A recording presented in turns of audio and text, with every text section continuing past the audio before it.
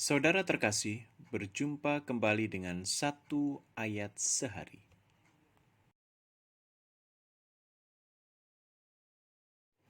Ayat hari ini diambil dari Injil Matius bab 7 ayat 2. Karena dengan penghakiman yang kamu pakai untuk menghakimi, kamu akan dihakimi. Dan ukuran yang kamu pakai untuk mengukur akan diukurkan kepadamu.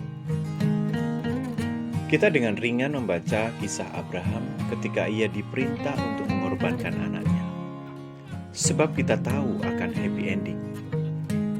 Tetapi kita tidak pernah merasakan kisah horor ketika Abraham bertemu dengan misteri agung, Sang Ilahi, yang memberikan perintah mengerikan, yaitu mengorbankan dengan menyembelih anaknya sendiri. Ia pasti gemetaran, gentar, karena apa yang akan dilakukannya pasti tidak akan dimengerti, didukung, atau dibiarkan orang.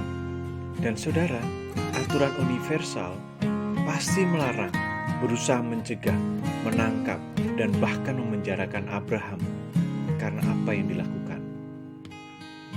Tapi kita tidak menghakimi Abraham karena kita tahu akan happy ending. Bagaimana mungkin kita akan menghakimi Abraham untuk sesuatu yang luhur, yakni melaksanakan perintah Allah? Setiap penghakiman pasti berdasar pada hal yang universal. Ketika berhadapan dengan kasus khusus, maka mulailah muncul dilema antara aturan yang berlaku secara umum, di mana dan kapan saja, dan kejadian dan situasi yang khusus yang membutuhkan suatu aturan yang khusus pula. Apakah ketika seseorang melakukan sesuatu yang mengerikan tetapi dilakukan atas keyakinan kokoh dan tujuan luhur, lalu kita menyalahkannya? Akan bertambah rumit karena setiap alasan tak selamanya dapat dibandingkan dengan sama. Hari ini Tuhan Yesus melalui Matius bab 7 ayat 2 mengingatkan, karena dengan penghakiman yang akan kita pakai untuk menghakimi, maka kita akan dihakimi. Dan ukuran yang kita pakai untuk mengukur akan digunakan untuk kita. Saudara, menghakimi di sini adalah menjatuhkan, menghukum. Tetapi Yesus tidak melarang kita untuk menghakimi. Yesus mengingatkan bagaimana kita menghakimi orang lain dan mengapa kita menghakimi. Kita menghakimi bukan untuk mencari-cari kesalahan, bukan mencela, tidak menggosip, dan semuanya berdasar pada persepsi yang salah atau prasangka. Misal kita menilai seseorang hanya dari bentuk fisiknya, berdasarkan pengalaman kita sebelumnya. Lalu bagaimana kita harus menghakimi?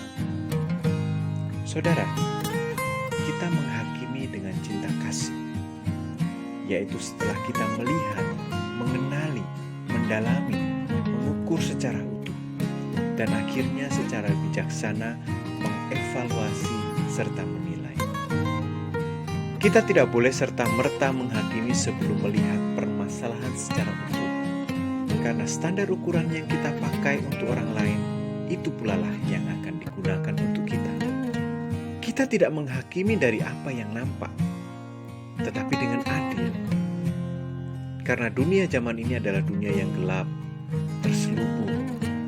Apa yang baik belum tentu benar, apa yang benar belum tentu pantas. Dan kita harus bijaksana menilai dunia. Jangan sampai dunia mendikte kita.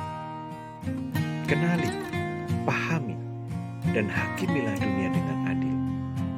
Bukan karena satu kesalahan maka seluruh bagian hidup seseorang menjadi salah, tetapi secara bijaksana dengan tetap mengingat. Jangan melihat selumbar di mata orang lain, sedang balok di mata kita tidak terlihat. Jangan menghakimi orang agar kita merasa lebih baik dan aman, karena itu justru menunjukkan topeng kita yang terancam dan diri kita yang tidak aman.